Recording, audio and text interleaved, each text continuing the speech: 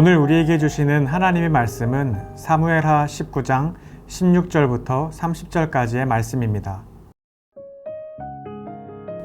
바후림에 있는 베냐민 사람 게라의 아들 시므이가 급히 유다 사람과 함께 다윗 왕을 맞으러 내려올 때에 베냐민 사람 1000명이 그와 함께하고 사울 집안의 종 시바도 그의 아들 15과 종 20명과 더불어 그와 함께하여 요단강을 밟고 건너 왕 앞으로 나아오니라. 왕의 가족을 건너가게 하며 왕이 좋게 여기는 대로 쓰게 하려 하여 나룻배로 건너가니 왕이 요단을 건너가게 할 때에 게라의 아들 시므이가 왕 앞에 엎드려 왕께 아뢰되 내 주여 원하건대 내게 죄를 돌리지 마옵소서. 내 주 왕께서 예루살렘에서 나오시던 날에 종의 패역한 일을 기억하지 마시오며 왕의 마음에 두지 마옵소서. 왕의 종 내가 범죄한 줄 아옵기에 오늘 요셉의 온 족속 중 내가 먼저 내려와서 내 주 왕을 영접하나이다 하니 스루야의 아들 아비새가 대답하여 이르되 시므이가 야훼의 기름 부으신 자를 저주하였으니 그로 말미암아 죽어야 마땅하지 아니하니이까 하니라. 다윗이 이르되 스루야의 아들들아 내가 너희와 무슨 상관이 있기에 너희가 오늘 나의 원수가 되느냐. 오늘 어찌하여 이스라엘 가운데에서 사람을 죽이겠느냐. 내가 오늘 이스라엘의 왕이 된 것을 내가 알지 못하리요 하고 왕이 시므이에게 이르되 내가 죽지 아니하리라 하고 그에게 맹세하니라. 사울의 손자 므비보셋이 내려와 왕을 맞으니 그는 왕이 떠난 날부터 평안히 돌아오는 날까지 그의 발을 맵시 내지 아니하며 그의 수염을 깎지 아니하며 옷을 빨지 아니하였더라. 예루살렘에서 와서 왕을 맞을 때에 왕이 그에게 물어 이르되 므비보셋이여 내가 어찌하여 나와 함께 가지 아니하였더냐 하니 대답하되 내 주 왕이여 왕의 종인 나는 다리를 절므로 내 나귀의 안장을 지워 그 위에 타고 왕과 함께 가려 하였더니 내 종이 나를 속이고 종인 나를 내 주 왕께 모함하였나이다. 내 주 왕께서는 하나님의 사자와 같으시니 왕의 처분대로 하옵소서.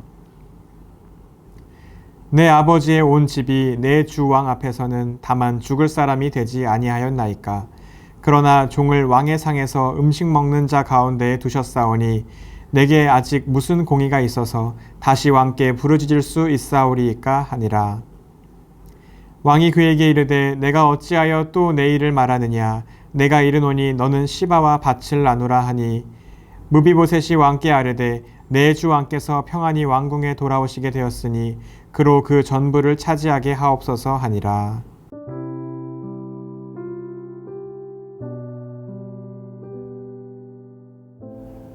우리가 함께하고 있는 교회는 어떤 자들의 모임입니까? 오늘 본문을 통하여 다윗 왕 앞에 죄 용서를 구하는 시므이와 그를 용서하지 않는 아비새, 억울함에도 감사하는 므비보셋을 통해서 우리 함께 생각해 보기를 원합니다. 첫째로 우리는 용서받은 자들이 모인 곳입니다. 요단강을 건너는 다윗 왕을 맞이하고자 첫 번째로 나온 사람은 베냐민 사람 시므이였습니다.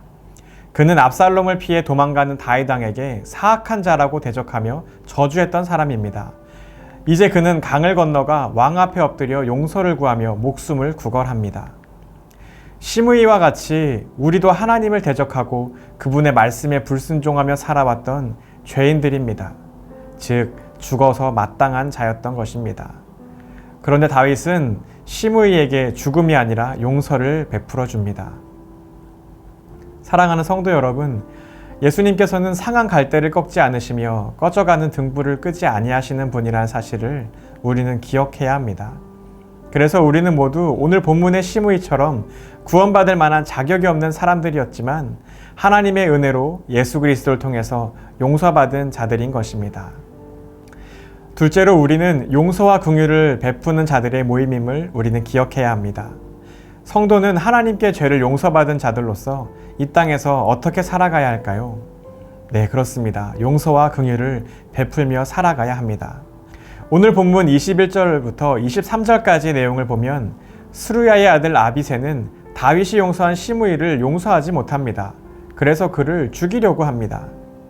사랑하는 대학 청년부 성도 여러분, 우리도 우리 스스로 세운 자기의 의로 남을 판단하고 용서하지 못하는 경우가 많이 있습니다.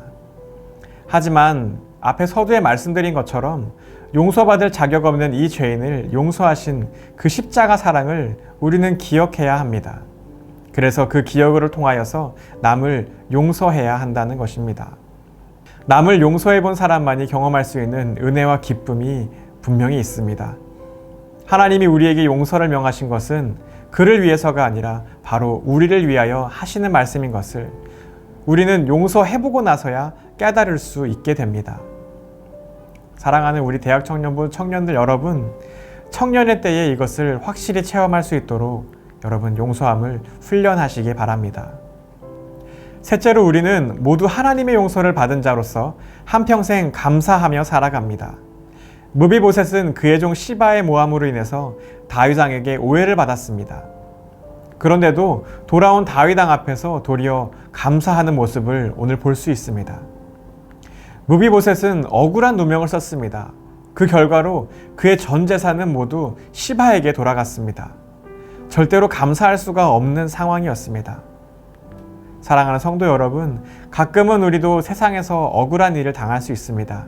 하지만 그럼에도 불구하고 우리에게는 한평생 변하지 않을 감사의 제목이 있음을 기억해야 합니다. 여러분 한번 기억해 보십시오.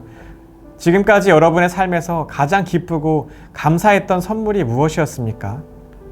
세상에서 누릴 수 있는 것들, 좋은 선물들, 값진 물건들, 그런 것들이 우리에게 줄 수 있는 기쁨은 정말 잠시뿐입니다. 하지만 하나님께 감사할 수 있는 삶의